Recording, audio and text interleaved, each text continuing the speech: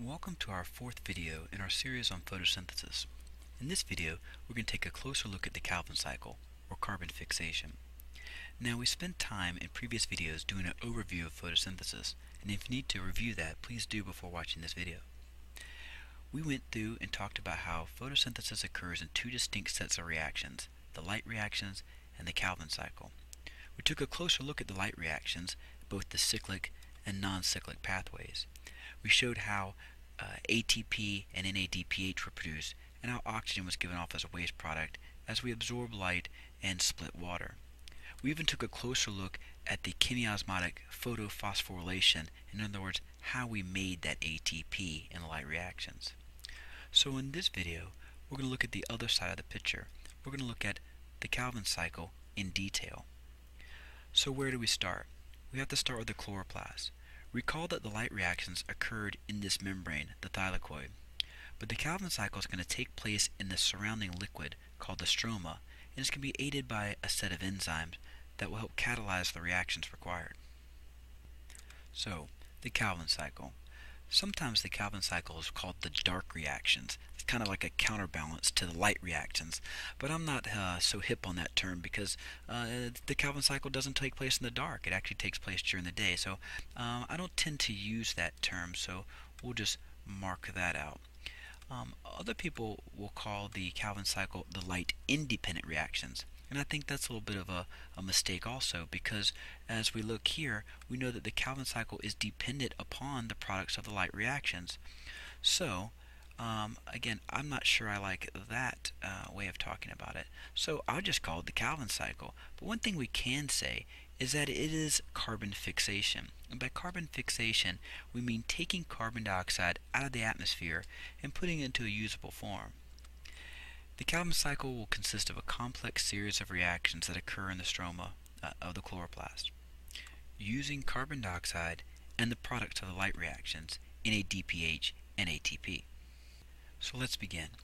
Here we have carbon dioxide from the atmosphere diffusing into the leaf and into a cell and into the stroma of the chloroplast, where it encounters a molecule called RUBP, or ribulose biphosphate, RUBP. When RUBP binds with carbon dioxide, it forms a molecule that's a 6-carbon unstable intermediate, and because it's unstable, it immediately breaks apart into two 3-carbon molecules called PGA, or phosphoglycerate. So here's what the Calvin cycle looks like so far. RUBP and carbon dioxide combine, forming an unstable intermediate with 6 carbons, which breaks into 2 molecules of PGA. So now we have PGA, and PGA gets phosphorylated or gets energy from ATP. Now where did the ATP come from? Recall that ATP is one of the products of the light reactions. So when this PGA engages with a ATP, it becomes BPGA, or biphosphoglyceraldehyde. And notice we have an ADP. ADP used to be ATP, adenosine diphosphate, adenosine triphosphate. Here's the other phosphate group. So watch what happens again. A PGA becomes a BPGA, or biphosphoglycerate. The ADP can go back to the thylakoid to be used again in the light reactions. So now we have BPGA. BPGA combines with NADPH, also from the light reactions. And when it does, that NADPH, remember what NADPH was carrying? It's carrying a high energy electron that got boosted by light energy and is carrying a hydrogen or a proton. So the NADPH is going to donate that high energy electron, that hydrogen, to BPGA and convert it into PGAL, or phosphoglyceraldehyde. So let's watch that again. BPGA combines with NADPH, which drops off an electron and a high energy electron and a hydrogen, and converting BPGA into PGAL, or phosphoglyceraldehyde. The NADP plus and this phosphate can go back to the thylakoids for the light reactions. So where are we now? We had PGA. We energize that PGA with ATP, which converts the PGA into BPGA. It adds a phosphate group. And then we bring in NADPH, and convert the BPGA into PGAL. Now we need to stop here for a moment and do a little bit of an accounting because we had two PGAs. So we need, let me grab a pen here, we need, make it easy to write here, 2 ATP making 2 BPGA, I have 2 ATP. It takes 2 NADPH, will make us 2 NAD+, and we have 2 PGAL. So if we're doing an accounting to keep the right numbers, this is what we have right now. So 2 PGALs, 2 3-carbon molecules. Now these 2 3-carbon molecules is enough to make 1 6-carbon sugar. So if we go back to our cycle, we take 2 PGALs and make a sugar. And now we're done. Wasn't that the point, to make sugar? Let's look back at the overall reaction. We're going to make sugar. But the problem is, this is a cycle, and we've used up all of our pieces. We have 2 PGALs and we used them. So we got to think back a little bit. We look at this reaction, or here rather, we have 1 carbon dioxide giving and 1 RUBP eventually going through this series of reactions to make 2 PGAL, and 2 PGALs can make 1 glucose. But when we look at the overall reaction, we started with 6 carbon dioxides. So we need to go back in and do a little better accounting. Let's grab a pen. I'm going to do this in black this time. And shut that.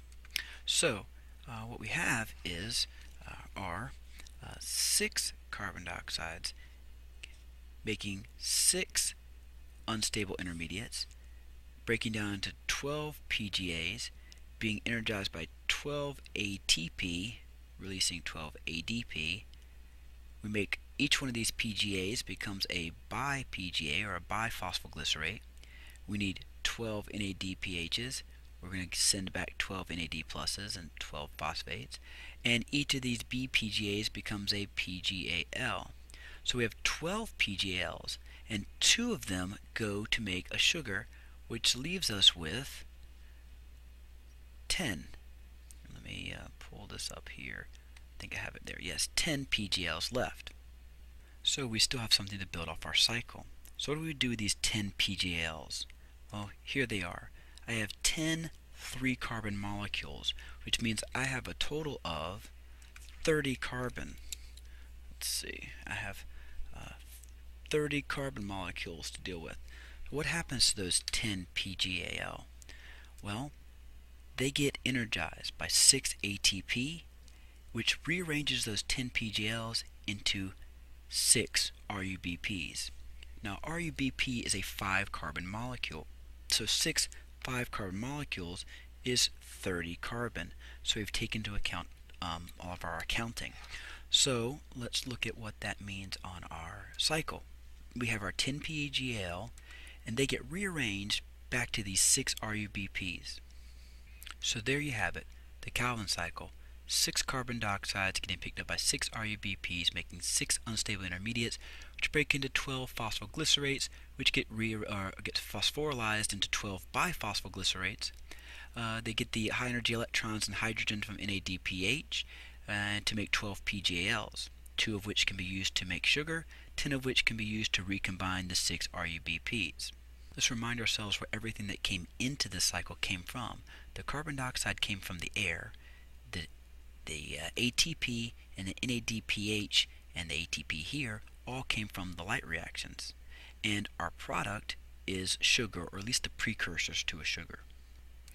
Here are some of those names of those molecules. I know they're kind of hard to spell or memorize, but write these down so you can use them correctly. We'll go by the abbreviations most of the time when we talk about it, but it's good to know the names to recognize them if you see them on a test or something else.